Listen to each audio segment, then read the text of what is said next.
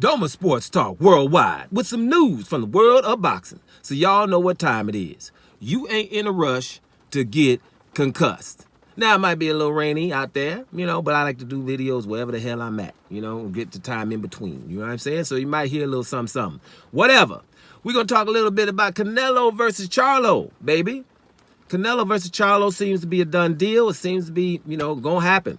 Going to happen in September, right? Now, the positives is it's Canelo versus somebody hard, right? That's the positive finally. But, we got Canelo versus somebody, that's going to, have a chance of winning the fight.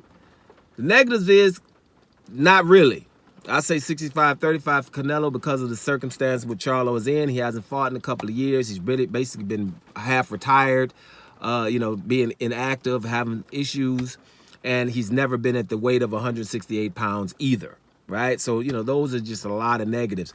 But, hey, whatever. You say something like that, people going to be, you're trying to make excuse for Charlo or whatever, instead of saying basically that Canelo, damn, give him a fight for 4. Like he should. Let him acclimate himself to 168. But what's you're going to get before you even say stuff like that. So whatever. We got to fight Canelo versus Charlo in September.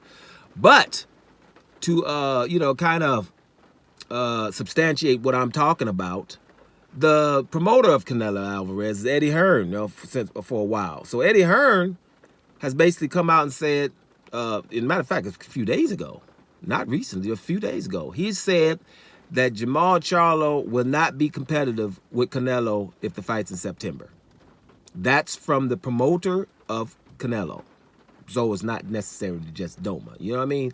Because it's obvious to anybody. Sometimes, promoter slips up and tell the truth. It's not their job is to tell the truth, right?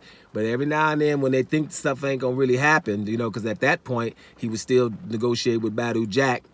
And, who knows what they was thinking about Edgar Berlanga and all that. We know who he wasn't going to fight. He wasn't going to fight David Morrell. He wasn't going to fight Demetrius Andrade. He ain't going to fight David Benavidez either, right? So at that point, you can still tell the truth.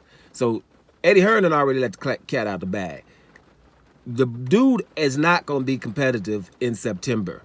And Eddie Hearn gave you the same reasons I just gave you. You know what I'm saying? The man ain't been at 168. He's been out the ring. How is he going to be competitive?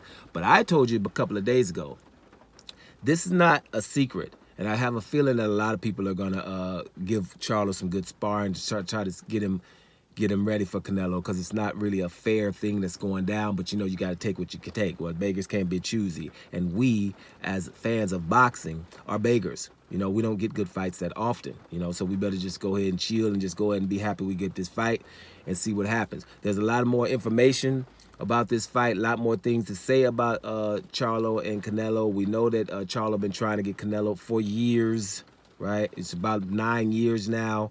We know that Charlo was Canelo's mandatory, and Charlo is going to always be important here because Charlo is the reason why the franchise title was invented, was created, because Charlo was dangerous. He had 3 interim fights, and they couldn't, they had to force Canelo to fight him after 3 interim fights. Actually, after 1, he was supposed to fight him. Then they made him fight another one and then another one.